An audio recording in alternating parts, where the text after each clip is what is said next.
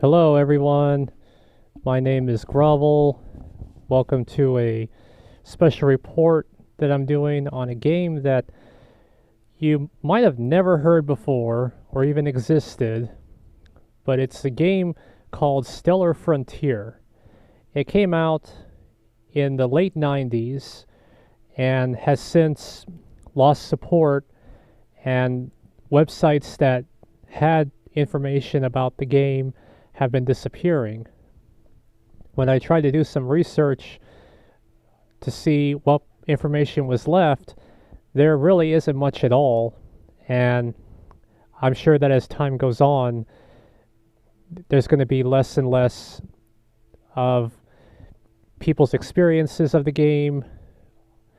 Some of the things you could do are going to be gone forever. So I wanted to try to get a video myself of my experience of the game, and I could show you where you could still download it, because it is still available, but it's not exactly stable on your operating systems. I was able to get it to work on my Windows 7 laptop, but when I tried to get a video made talking about the game, it ended up crashing on me, so I wasn't able to show you some gameplay of it. Now, for my experience of the game, it's going to be from the early 2000s. I guess I could say I was in the time of the golden years of the game. It was pretty popular. It had a lot of players logging in daily. I was enjoying the game so much that I ended up paying for. I was able to convince my parents to pay to get the additional upgrades in the game. You didn't have to do that, though. I should point out that when the game was released, it's completely free to play online. You didn't have to pay for the weapon upgrades, but if you wanted to, it was also a way of supporting the game, because the company who released the game, called Stardock, was hosting the main server that players could connect to. And when you bought the upgrades for the game, you would also be showing that you support future developments. Some of the main highlights I want to say is that this game was online, and it was during a time when high-speed internet was very limited. It was dial-up being mainstream, so in order to attract players to the game, you would want to make sure that they could even play it. And since a lot of players at the time were on dial-up internet, the developers were able to get the game working on dial-up, and it ran fairly well for the time. It made fighting in the game difficult at times, but it was still possible to play, and it still grew in popularity despite some of the issues with. And the issues I'll go into in a little bit. But the basic thing in the game is that you're in the solar system, or you're playing in the solar system. When you start out, you could pick your ship, and you could get a better ship depending on your rank. You could travel in instead of calling it warp, they called it Q drive. So you had a way to go to different planets very fast, and you would expand your civilization depending on what race you were in the game. So you could either do that, or you could try to fight other players that were also online in the game. And there were people who went as far as creating their own fleets.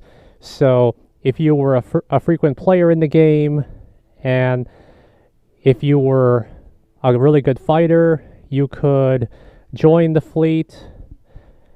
Some of the fleet names I could think of were War Dragons, WD as their initial. One of the fleets I was in when I started out was called the Freedom Fighters Fleet, or their initial was FFF. From what I remember, the fleet leader showed me some of the basics of the game, how to fight, and I was in that, I want to say I was in that fleet for at least a year. There used to be a very good list of fleets, or of all of the fleets online, but that information is long gone. Another major website that I remember was called the Stellar Frontier Development Center. That website had several mod options that you could add to your game. One of the really awesome things you could do with this game was have the ability to create your own solar system. You had the ability to have your own custom weapons. You could modify a lot of things in the game and have your own experience. And once you did all those modifications, or if you tried to make something from scratch, you could host it online for free and have other players connect to it.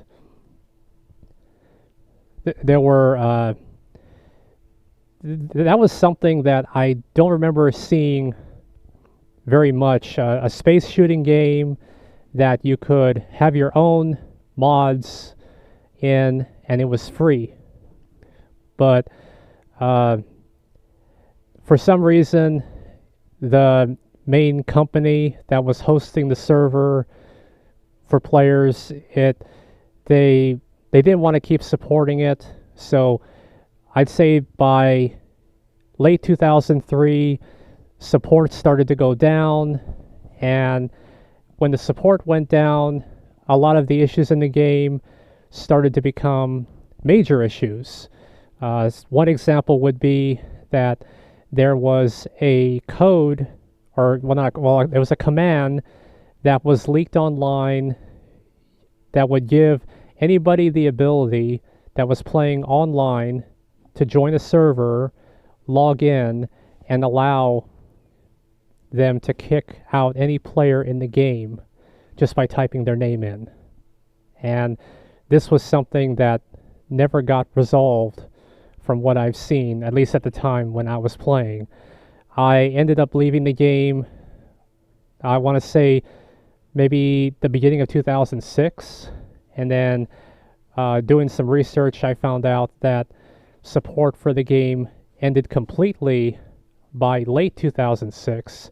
So Stardock shut down the main server that had all of the information of the players, their ranks, their score, and it also stopped anybody from able to connect to other people's servers.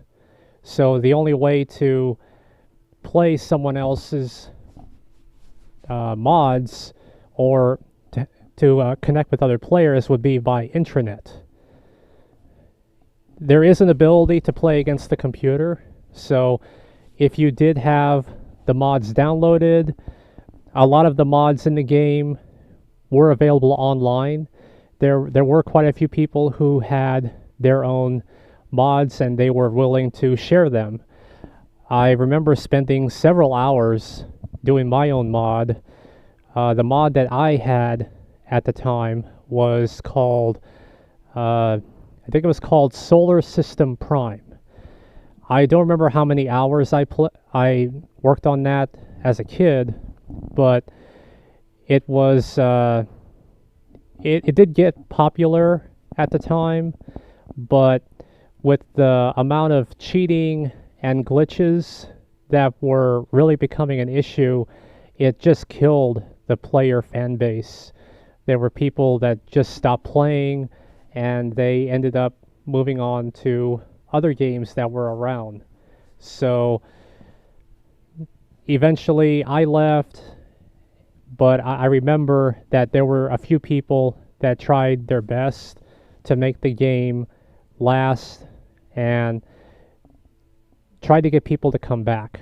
But a lot of the people who ended up stopping, they moved on to other things in life. They graduated. They ended up becoming too busy due to work. So there wasn't any newer players joining. It reached a point to where anybody who came back was a former player. So the game didn't look like it took off, but there is this gap after 2006 and years after that that I don't have a lot of information on, and maybe someone who played or tried to stay in contact with players who tried to keep the game going, because there were some discussions that I remember of people trying to bring the game back and get a updated release of this game to the public. But if you wanted to give this game a try, keep in mind that it's not very stable in newer operating systems, but it is free to play. Maybe you might like it if there was a lot of interest. Maybe I could find some way to stream this. I'm not sure if that's possible on a Windows 10. I'm not even sure if this could even run on Windows 10, but if there's enough interest, I'd be willing to give it a try and see what happens. But I believe that's pretty much all of the main points that I can think of the game. But if there are players who do see this video that remember this game from the early 2000s, I would be interested in hearing your stories or experiences of the game. So I would encourage you to comment on this video, and maybe it might be possible that we have played 20 years ago on this game. But this is all of the information that I can think of. I hope you enjoyed my discussion about the game, and I will provide additional information that I could find about this in the video description. This is Grovel. Stay safe out there, and thanks for watching.